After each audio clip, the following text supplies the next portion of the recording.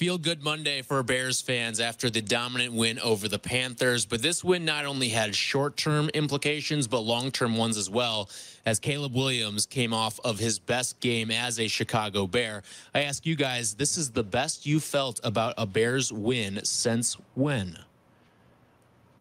Well, in 18, I felt really good about some wins. I'm not going to, make this knowing now what happened to that 18 team or knowing about how Mitch ended up turning out.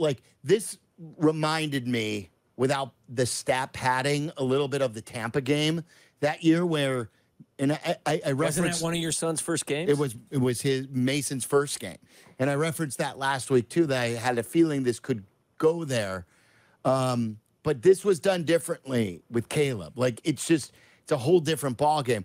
But there were wins in that 18 season that did include offensive highlights that I felt good about. That team I thought was a really good team. So, but after that, I don't think there's been one.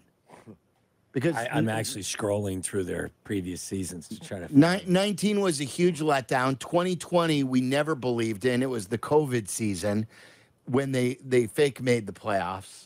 2021, they were all trying to save their jobs.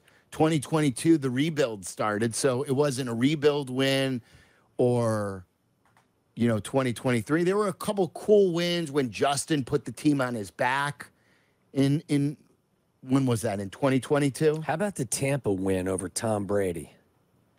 Yeah, it was ugly when he thought it was. Right. But, it got the Bears to 5-1 that season. Yeah.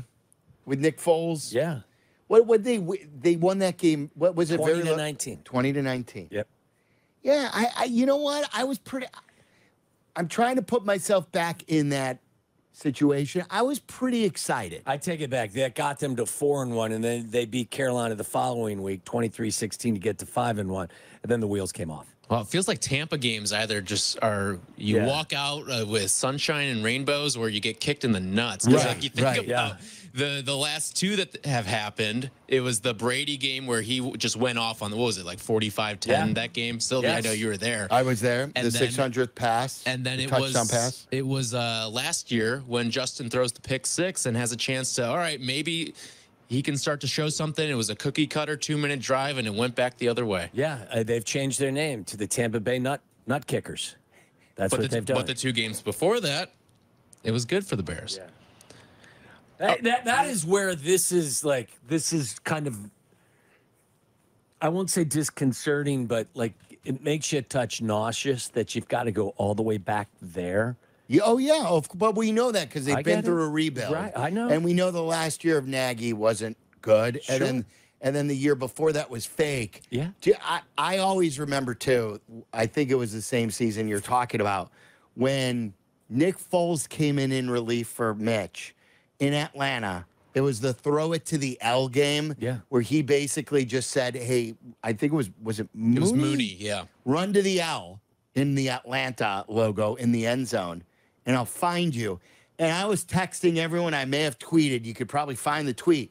I believed then that the Bears at least had a professional quarterback who knew how to dissect the defense, which I think they still did. But there was just so many different. They won that game 30-26. And there were so many just different. We've since read how Nagy wasn't on the same page with Foles, and Foles wanted to do different things. And then there was the different offensive coordinator there too. It was a total mess. I'm hoping that there's a win in the next several weeks that significantly tops this one. Maybe if you go to London and beat the Jags convincingly and the offense takes an even bigger step, I may tell you that that's the biggest win. But there's not a lot to choose from recently. I think they're going to go into Washington and win. I think that's going to be the big game. We're going to be like, okay, he did it in a. So if that's the case, you're projecting that they'll be 5-2 after that game. I hope so. I hope they don't have a letdown this game. Because then if they're 5-2 and we have never had this feeling where we're like Cuddy. I wanted it to work so badly, but I think most of us feel we finally have a guy on the ground floor. who's going to be great.